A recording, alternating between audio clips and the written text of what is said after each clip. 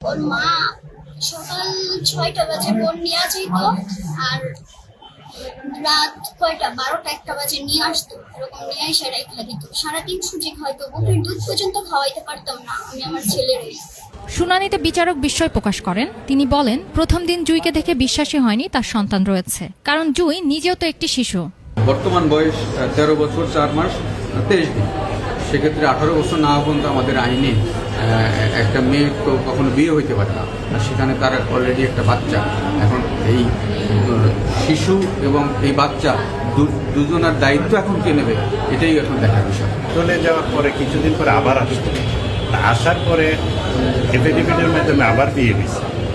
বিয়ে হওয়ার পরে কিছুদিন রয়েছে, এরপরে বাচ্চা হয়েছে, এরপরে আবার মেয়েটা তালাক দিয়ে চলে গেছে বাচ্চা।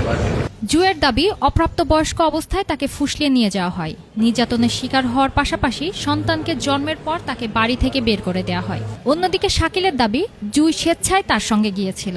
সন্তানকে রেখে সে নিজেই বাড়ি ছেড়ে চলে যায়। পরে শিশুর অভিভাবকত্ব চেয়ে পারিবারিক আদালতে মামলা করেন তিনি। ফুসলাই নিয়ে অনেকদিন রাখার পরে হেয়ার পরে মনে করেন আবার আমি করছি, হেয়ার পরে মনে করেন আবার এই মেয়েরে আবার মনে করেন আনছি কয়ে ঠেয়ে হেয়ার পরে আবার মেয়েরে আবার এই ছেলে আবার নিয়ে গেছে ঘর থেকে বাইর থেকে। ওর বাবা বলে স্টপ করছে, তো ওর বাবা কোনো স্টপ করে নাই। তারপর মানুষ আমার কাছে আছে 1 ঘন্টার কথা আগে আছে, 3 মাস আগে। তো 1 ঘন্টার কথা আগে গেছে, বাচ্চা থুয়ে গেছে, তো কোনো খোঁজ খবর নেয় নাই 3 মাসের ভিতরে। এখন তারা দরদ দেখাইতেছে। আগামী মঙ্গলবার পরবর্তী শুনানির দিন ধার্য করা হয়েছে।